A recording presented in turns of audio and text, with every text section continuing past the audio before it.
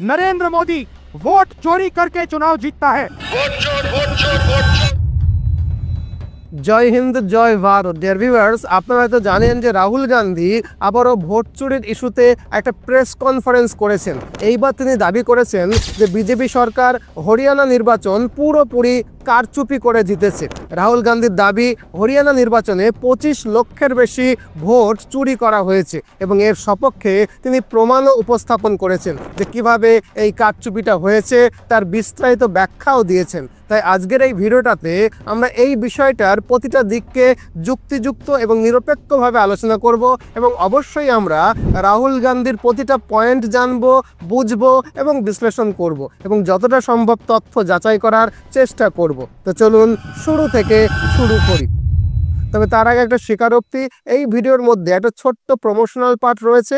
আমাদের এই চ্যানেল এবং এডিটিংয়ের স্টাফ খরচ চালাতে এটা আমাকে করতেই হয়। ওই 1 মিনিট সময়টা একটু টেনে নিয়ে দেখবেন, না দেখলেও চলবে। আশা করব সহানুভূতির সঙ্গে বিষয়টা বিবেচনা করবেন। তো চলুন শুরু থেকে শুরু করি। দেখুন, রাহুল গান্ধীর অভিযোগ অনুযায়ী হরিয়ানার বিধানসভার ভোটে কিভাবে ভোটে কারচুপি হয়েছে সেই অভিযোগের সত্যি মিথ্যে বুঝতে হলে আমাদের হরিয়ানার রাজনৈতিক ইতিহাসের দিকে কিছুটা ফিরে তাকাতে হবে।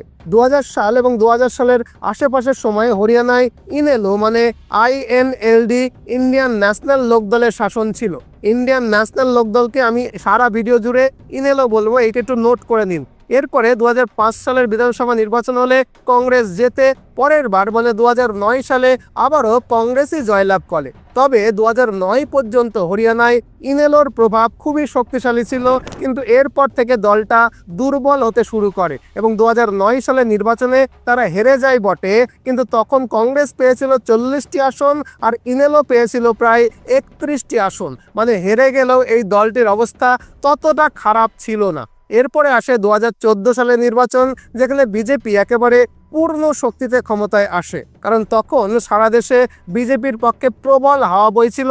আপনারা জানেন হরিয়ানা সরকার গঠনের জন্য 46-47টা আসনের প্রয়োজন হয়, আর বিজেপি সেবার 47টি আসন পেয়ে একক সংখ্যাগরিষ্ঠতা অর্জন করে হরিয়ানা সরকার গঠন করে। সেই সময়ও দ্বিতীয় স্থানে ছিল কিন্তু কংগ্রেস নয়, বরং 19টি আসন নিয়ে ইনেলো ছিল একেবারে দ্বিতীয় অবস্থানে, আর কংগ্রেস ছিল তৃতীয় স্থানে, মানে 15টি আসন পেয়ে। স্পষ্টই বোঝা যাচ্ছিল যে 2005 থেকে 2009 সালে কংগ্রেস রাজত্ব করেছে, কিন্তু তারপরে মানুষ তাদের সুযোগ দেয়নি, একেবারে তৃতীয় স্থানে ঠেলে দিয়েছিল। এরপরে আসে 2019 সালে নির্বাচন, যেটা আসলেই বেশ চমকপ্রদ ছিল। এই সময়ের মধ্যে ইনেলো দলটা কার্যত ভেঙে পড়ে এবং দলের ভেতরে বিরোধের কারণে দল 2 ভাগে বিভক্ত হয়ে যায়। একদিকে থেকে যায় দুর্বল INLD, যাকে ইনেলো বলছি, আর অন্যদিকে গঠিত হয় নতুন দল যার নাম JJP।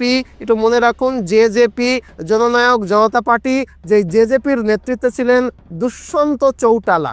2019 সালের ভোটে দুষ্যন্ত চৌটালা পুরো নির্বাচনী প্রচার করেন একটা স্লোগানের ওপরেই ভিত্তি করে, যে আমি হরিয়ানাকে বিজেপি মুক্ত করব, তোমরা আমাকে ভোট দাও। কিন্তু যেহেতু এটি ছিল একদম নতুন একটা দল, তাই তারা খুব বেশি আসন জিততে পারেনি, মাত্র 10টি আসন পেয়েছিল চৌটালার দল। তবে 2019 সালে কংগ্রেস পায় 31টি আসন আর বিজেপি পায় 40টি আসন। কিন্তু সরকার গঠন করতে হলে প্রয়োজন ছিল 46-47টি আসন, তাই বিজেপি JJPর সমর্থন চায় এবং দুষ্যন্ত চৌটালাকে উপমুখ্যমন্ত্রী মানে ডেপুটি CM করার প্রস্তাব দেয়। JJP সেই প্রস্তাব গ্রহণ করে এবং তাদের সমর্থনে বিজেপি 2019 সালে হরিয়ানার সরকার গঠন করে। এই পদক্ষেপ নেওয়ার পর বিজেপি আবারও সরকার গঠন করলো বটে, কিন্তু মানুষ JJPকে নিয়ে কিন্তু একেবারেই খুশি ছিল না, কারণ দুষ্যন্ত চৌটালা পুরো নির্বাচনী প্রচারে বলেছিলেন আমি তোমাদেরকে বিজেপি মুক্ত সরকার এনে দেব, কিন্তু পরে তিনি নিজেই বিজেপির সঙ্গে জোট করে উপমুখ্যমন্ত্রী বা ডেপুটি CM হয়ে যান। এরপরে 2020 এবং 2021 সালে হরিয়ানার রাজনৈতিক পরিস্থিতি আরও খারাপ হয়ে ওঠে, কারণ তখন একদিকে ছিল কোভিড মহামারী আর অন্যদিকে চলছিল কিষাণ আন্দোলন। যদি আপনাদের মনে না থাকে তাহলে বলে রাখি, কিষাণ আন্দোলনে হরিয়ানার কৃষকদের অত্যন্ত গুরুত্বপূর্ণ ভূমিকা ছিল। যদি একটা আনুমানিক হিসেব ধরি তাহলে কৃষক আন্দোলনে মোট কৃষকদের মধ্যে পাঞ্জাব থেকে 50%, রাজস্থান থেকে 10% আর বাকি 40% কৃষক ছিল হরিয়ানার।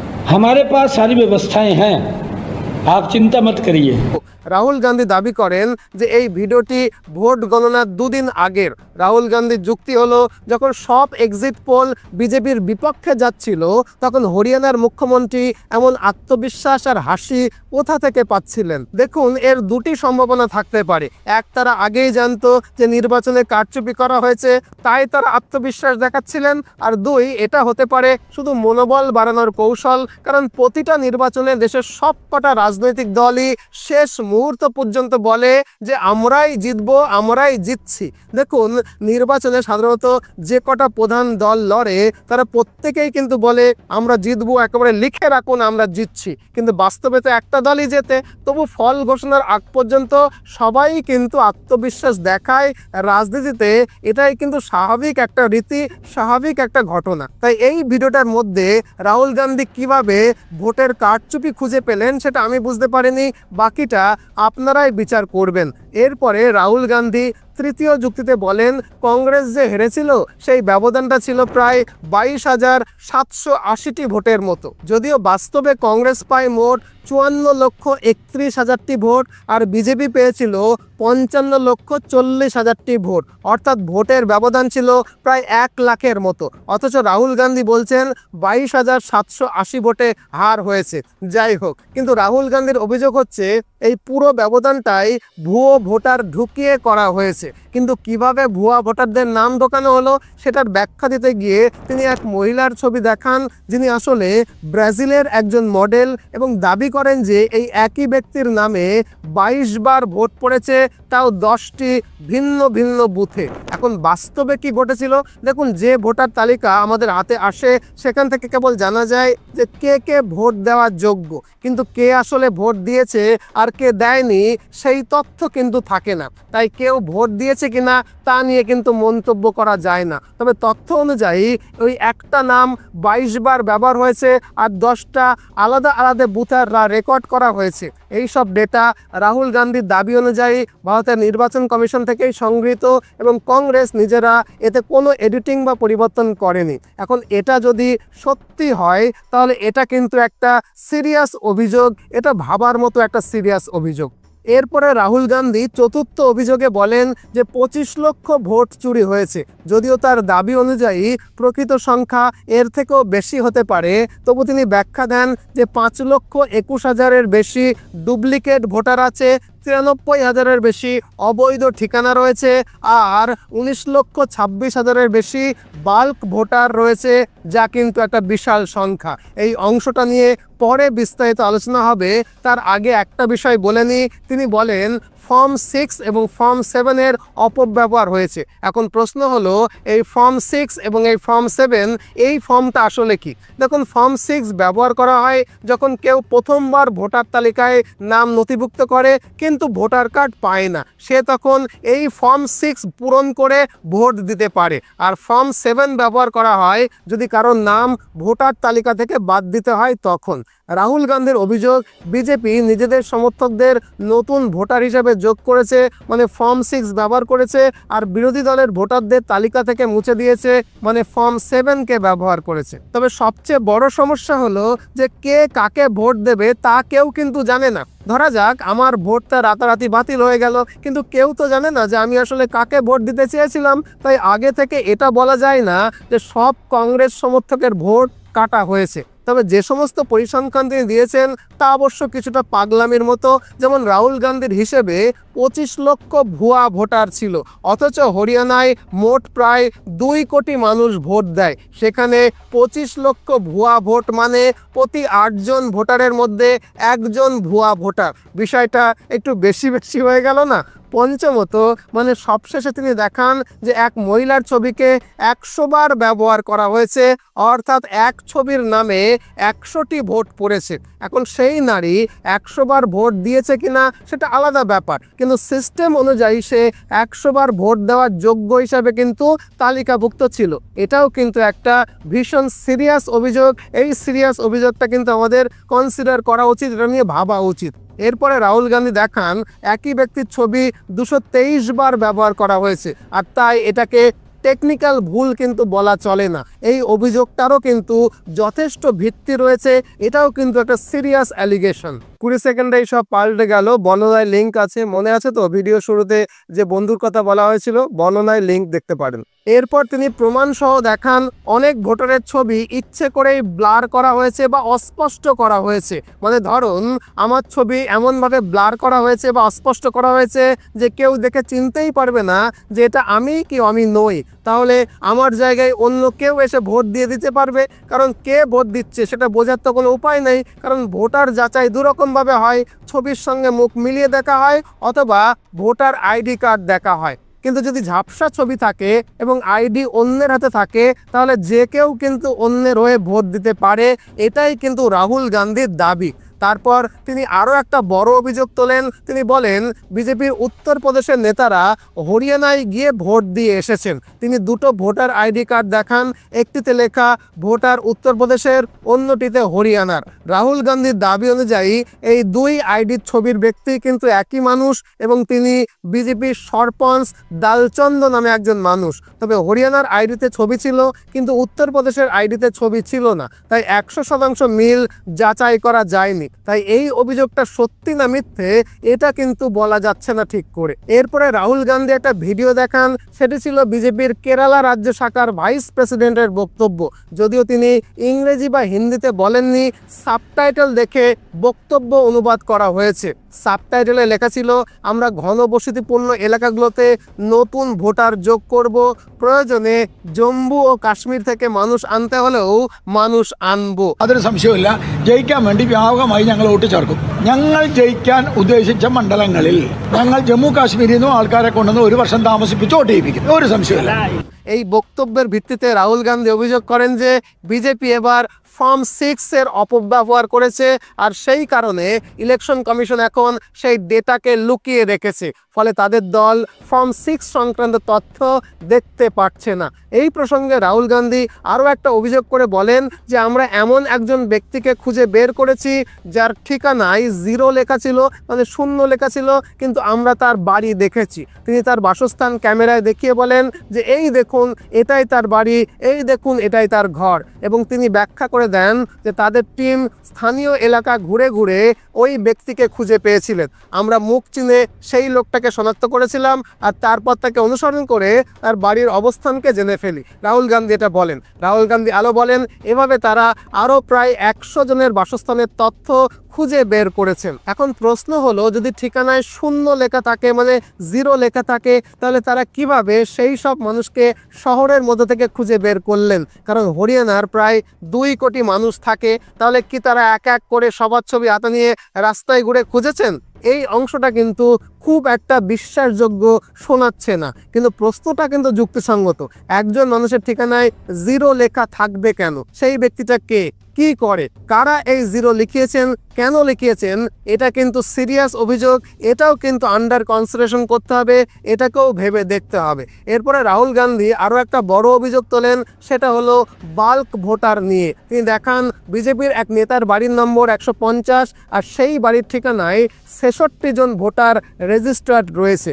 আরও দেখান একটা বাড়ির নম্বর 265 যেখানে 501 জন ভোটার রেজিস্টার্ড রয়েছে। আবার আরেকটা বাড়ির নম্বর 1900 মানে 1904 সেখানে 108 জন ভোটার রেজিস্টার্ড রয়েছে। রাহুল গান্ধী বলেন আমরা ওই জায়গাগুলোতে গিয়ে দেখেছি, বাস্তবে সেখানে এত মানুষ তো দূরের কথা, 50 জনও বাস করে না। অথচ নির্বাচন কমিশনের নিজস্ব নিয়মে বলা আছে একটা ঠিকানায় 10 জনের বেশি ভোটার থাকলে কর্মকর্তাদের গিয়ে তা ম্যানুয়ালি যাচাই করতে হয়। তাহলে এক বাড়িতে 500 জন ভোটার রেজিস্টার্ড কিভাবে হলো? এই প্রশ্ন সত্যিই কিন্তু গুরুত্বপূর্ণ আর এর উত্তর ইলেকশন কমিশনকে কিন্তু দেওয়া উচিত। এরপরে রাহুল গান্ধী দাবি করেন যে 3.5 লাখ মানে 3.5 লাখ ভোট কেটে দেওয়া হয়েছে। এখন এখানে একটা প্রশ্ন রয়েছে, যদি ভোট কাটাও হয় তাহলে কিভাবে নিশ্চিত হবেন যে ওই ভোটাররা কংগ্রেসেরই সমর্থক ছিলেন? তাদের ভোট দেওয়ার সুযোগ তো দেওয়া হয়নি, তাহলে কি করে বোঝা যাচ্ছে যে ওটা কংগ্রেসেরই ভোট ছিল? এর মধ্যে তো কিছু নকল ভোট, ডুপ্লিকেট ভোট বা এমন কিছু ভোটও তো থাকতে পারে যারা বিজেপির ভোটার। তাই এই যুক্তিটাও কিন্তু ঠিকঠাক যুক্তিপূর্ণ হচ্ছে না, এই যুক্তিটাও টিকছে না। অতএব সব মিলিয়ে রাহুল গান্ধীর মোট 5টি প্রধান অভিযোগ বা পয়েন্ট তুলে ধরেছেন। এক, ব্রাজিলের এক মডেলের ছবি ভোটার তালিকায় থাকা, যার বিষয়ে নির্বাচন কমিশনের উত্তর দেওয়া উচিত বলে আমি মনে করি। 2, উত্তরপ্রদেশের বিজেপি নেতা হরিয়ানায় গিয়ে ভোট দিয়েছেন, এটা অভিযোগ, কিন্তু পাক্কা প্রমাণ তিনি দিতে পারেননি, তাই এই অভিযোগটা কনসিডার করা যাচ্ছে না। 3, ভোটারদের ব্লার ছবি বা অস্পষ্ট ছবি, সেটা সত্যিই কিন্তু একটা গুরুত্বপূর্ণ প্রশ্ন যে কেন ভোটার আইডিতে অস্পষ্ট ছবি দেওয়া হয়েছে। 4, যে ভোটারদের নাম মুছে ফেলা হয়েছে তারা নাকি কংগ্রেসের ভোটার, এই দাবিটাও কিন্তু প্রমাণহীন, কারণ তাদের ভোট দেওয়ার কিন্তু সুযোগই ছিল না। আর 5, যাদের বাড়ি আছে তাদের ঠিকানায় হাউস নম্বর 0 কেন লেখা, এটাও কিন্তু একটা সিরিয়াস অভিযোগ। নির্বাচন কমিশনের কিন্তু এটাকেও উত্তর দিতে হবে। এই 5টি পয়েন্টের মধ্যে অন্তত 3টি বিষয়ে ইলেকশন কমিশনের আনুষ্ঠানিকভাবে জবাব দেওয়া দরকার বলে আমি অন্তত মনে করি। আপনারা কি মনে করছেন কমেন্ট বক্সে নিশ্চয়ই জানাবেন। রাহুল গান্ধীর মতো বিরোধী শিবিরের সবচেয়ে বড় নেতার এমন প্রেস কনফারেন্সে যদি এত গুরুতর অভিযোগ ওঠে, তাহলে তার উচিত একটা লুপ হোল না রেখে স্পষ্ট প্রমাণসহ বক্তব্য রাখা এবং পরবর্তী পদক্ষেপ হিসাবে সুপ্রিম কোর্টে মামলা দাখিল করা। কিন্তু মিডিয়া যখন রাহুল গান্ধীকে জিজ্ঞেস করে যে আপনি কি সুপ্রিম কোর্টে যাচ্ছেন, তখন তার উত্তরে তিনি বলেন না, এখনই সুপ্রিম কোর্টে যাচ্ছি না, সুপ্রিম কোর্টের বিষয়টা পরে ভেবে দেখব। এরপরে হরিয়ানার পর অবশ্য রাহুল গান্ধী সরাসরি বিহার প্রসঙ্গে চলে আসেন। তিনি বলেন হরিয়ানায় যা হয়েছে সেটা দেশের অন্যান্য জায়গাতেও হচ্ছে, এবার বিহারেও সেটা হতে চলেছে। তাই হতেও পারে এটা একটা রাজনৈতিক খেলা, কারণ বিহারে সম্প্রতি কিন্তু নির্বাচন হয়েছে, রেজাল্ট খুব শীঘ্রই আসবে। তাই আগে ভাগে এই অভিযোগগুলো সামনে আনা হচ্ছে যাতে পরে গিয়ে বিজেপিকে ঘেরাও করা যায় যদি বিজেপি জেতে। তাই এখন প্রশ্ন, আপনি কি মনে করেন এ বিষয়ে? আপনার মতামত কি? আপনার মূল্যবান মতামত কমেন্ট বক্সে জানাতে কিন্তু ভুলবেন না। নিশ্চয়ই মনে আছে আমি বলেছিলাম একটা সারপ্রাইজ আছে, ভিডিওর বর্ণনায় লিঙ্ক আছে, দেখে নেওয়া যেতে পারে। আজ এ পর্যন্তই, নতুন ভিডিও নিয়ে আবারও দেখা হবে। ততদিনে ভালো থাকবেন, সুস্থ থাকবেন, সদা সর্বদা ভারতের পক্ষে থাকবেন। জয় হিন্দ, জয় ভারত।